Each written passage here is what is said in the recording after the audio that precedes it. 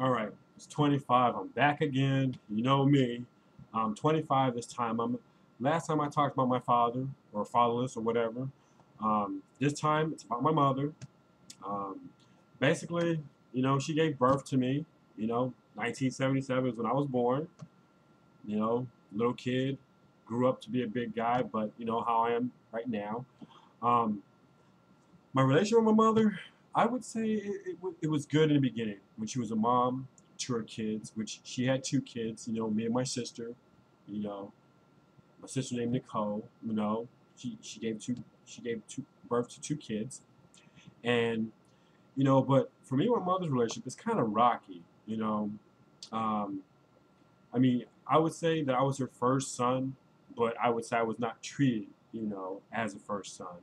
I mean, I figure if you have two kids, kids supposed to be treated equally and fairly, but I figured that wasn't the case. Um, my sister pretty much got everything that she asked for and then some. Me, I pretty much had a hard time getting things I wanted. So I had to turn around, and I know this is wrong. I know this is something that you should never do to your mom or your parents, and you should love them and honor them and respect them. But I had to steal to get what I want because I couldn't get it from her.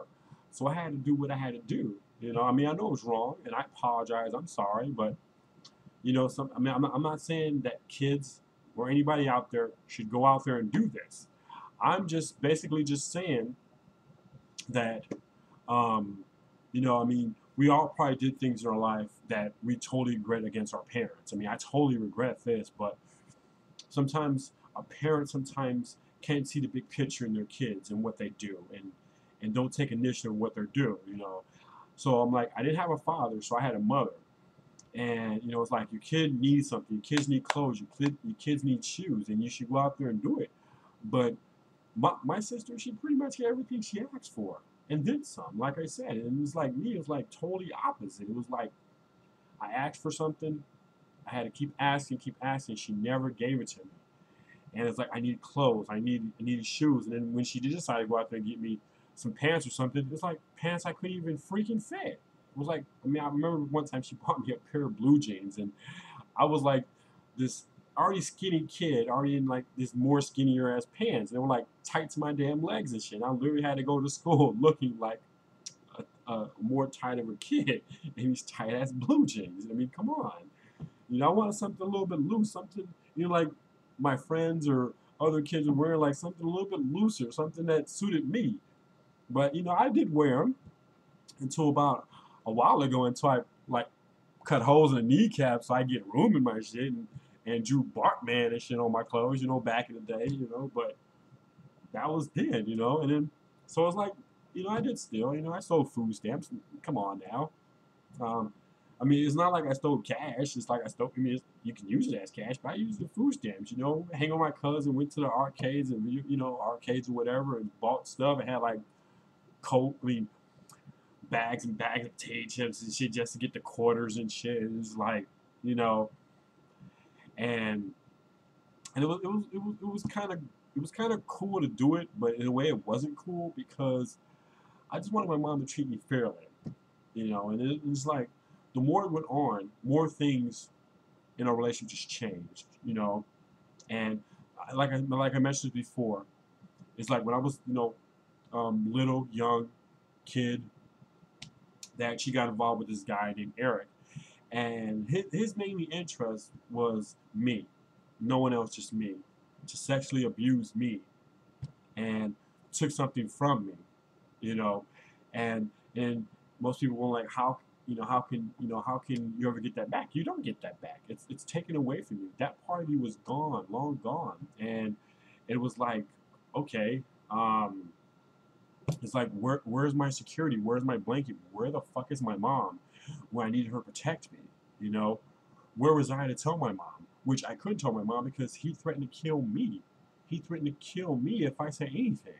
And kids, you have to.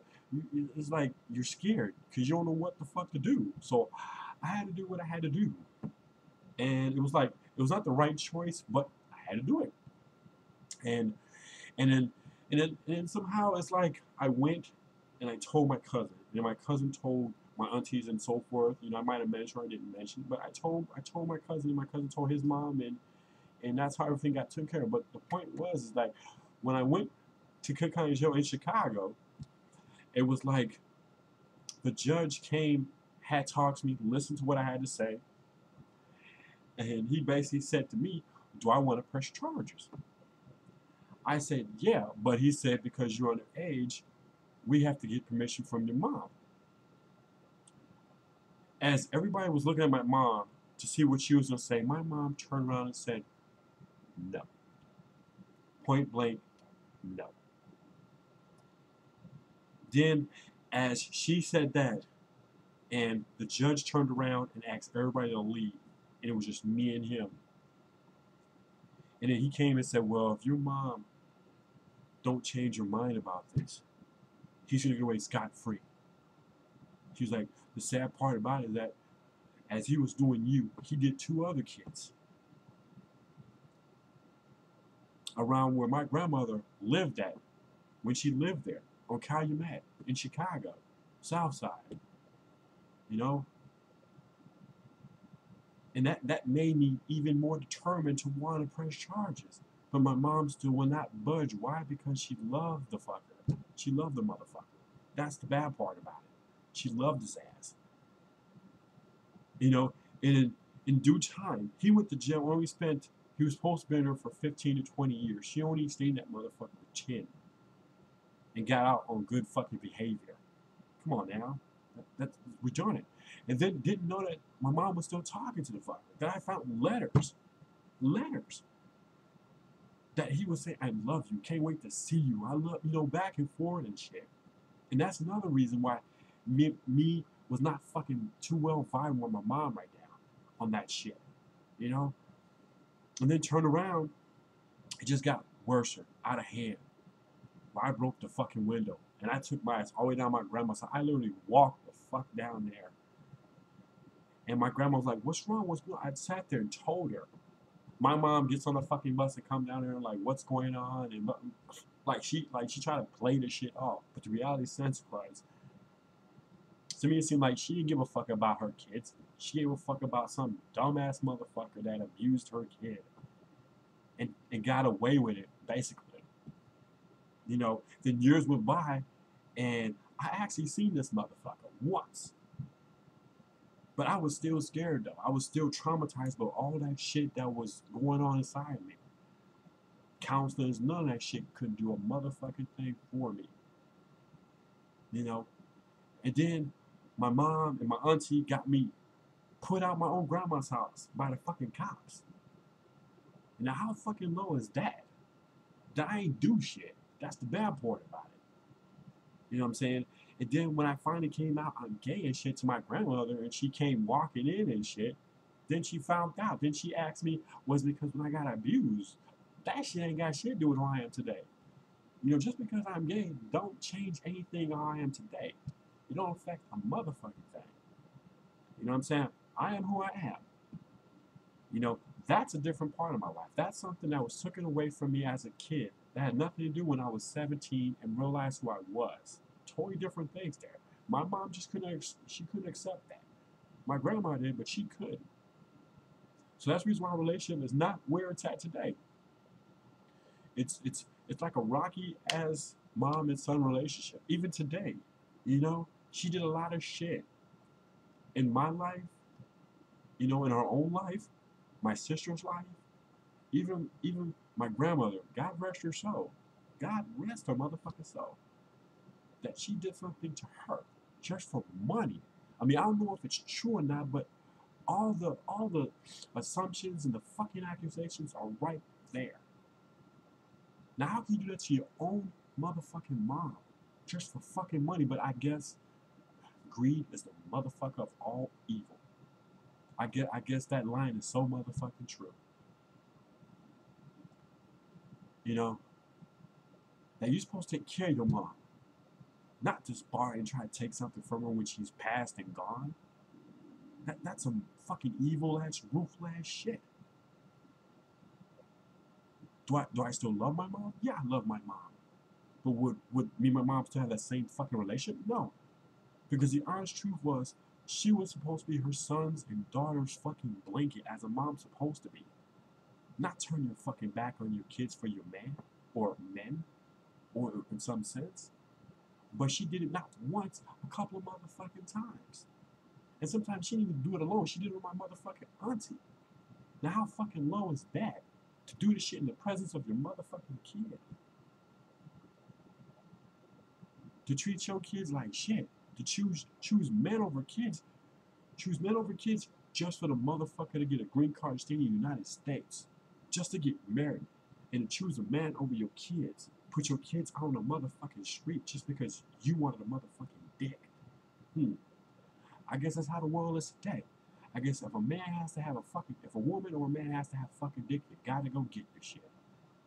And it's funny how you can't keep that motherfucking dick in your goddamn pants until something is fucking real. I mean, I can understand circumstances in life where we all have needs. But one thing you don't fucking do, and that goes out to you goddamn moms and your damn dads, don't choose something over your fucking kids. They come first. And in due time, all things work out for the best. You know what I'm saying? Do I love my mom? Yeah, I love my mom. Do I have animosity towards my mom? Hell the fuck yeah. Why the fuck shouldn't we? Why shouldn't I? We should all have our own personal feelings of how we feel. It doesn't change how we feel about our mom. Yeah, we love our mom. We wish shit was different. But you know what? Sometimes it takes that shit to make you a better person. And just realize when you ever have kids, no matter if you're straight, gay, it don't matter.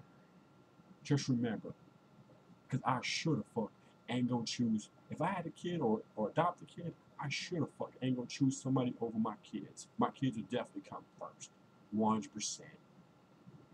And if I do finally meet somebody I finally love, and in due time, they will meet.